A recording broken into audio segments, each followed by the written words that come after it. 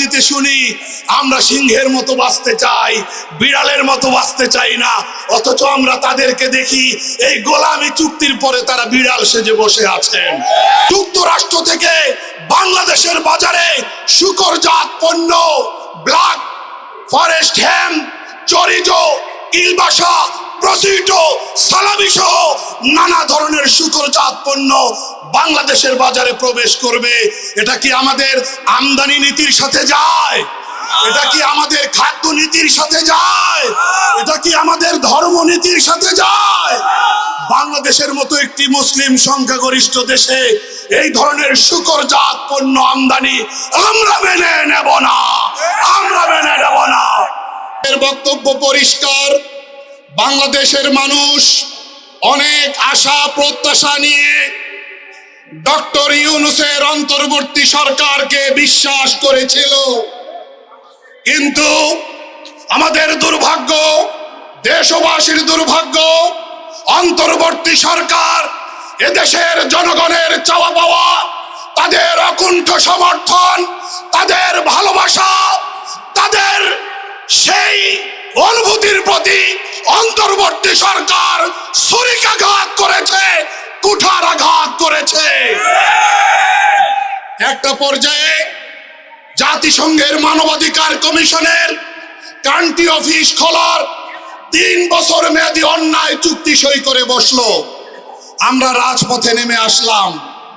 শেষ পর্যায়ে এসে যখন এদেশের মানুষ, বিশেষত পলিটিক্যাল লিডাররা, রাজনৈতিক নেতৃবৃন্দ, রাজনৈতিক দলসমূহ নির্বাচনী কাজে চরম ব্যস্ত, ঠিক তখনই নির্বাচনের মাত্র 3 দিন আগে, 72 ঘন্টা আগে সবাইকে অন্ধকারে রেখে তারা যুক্তরাষ্ট্রের সঙ্গে দাসত্বের দলিল সম্পাদন করে, গোলামির চুক্তি সই করে, অসম বাণিজ্য চুক্তি সই করে।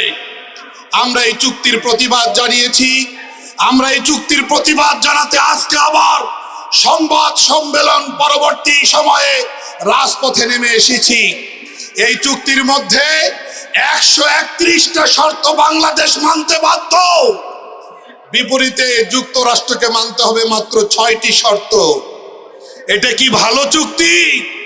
এই চুক্তি অনুযায়ী এপ্রিলে রীতিমতো কার্যকর হয়ে গেছে। বাংলাদেশ যুক্তরাষ্ট্র থেকে 14টি বোয়িং বিমান ক্রয় করবে, যার বাজার মূল্য $370 কোটি, অর্থাৎ 45,408 কোটি টাকা। অথচ এর চেয়ে আরো অনেক কম মূল্যে ফ্রান্স সহ ইউরোপের বিভিন্ন দেশ থেকে আরো উন্নত মানের, আরো উন্নত ধরনের এয়ারবাস ক্রয় করার সুযোগ আছে।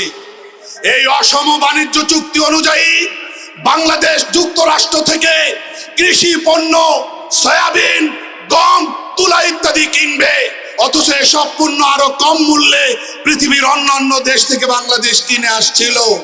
এই চুক্তি অনুযায়ী যুক্তরাষ্ট্র থেকে বাংলাদেশ সামরিক সরঞ্জাম ক্রয় করা বৃদ্ধি করবে, অন্য দেশ থেকে সামরিক সরঞ্জাম ক্রয় করা কমাবে। এই চুক্তি অনুযায়ী যুক্তরাষ্ট্র থেকে বাংলাদেশের বাজারে শূকরজাত পণ্য, ব্ল্যাক ফরেস্ট হ্যাম, চরিজো, কিলবাসা, প্রসিটো, সালামি সহ নানা ধরনের শূকরজাত পণ্য বাংলাদেশের বাজারে প্রবেশ করবে। এটা কি আমাদের আমদানি নীতির সাথে যায়? এটা কি আমাদের খাদ্য নীতির সাথে যায়? এটা কি আমাদের ধর্ম নীতির সাথে যায়?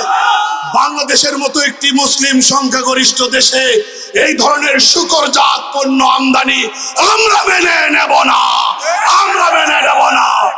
প্রয়োজনে আরো শক্ত কর্মসূচি দিয়ে আমরা মাঠে নামতে বাধ্য হব।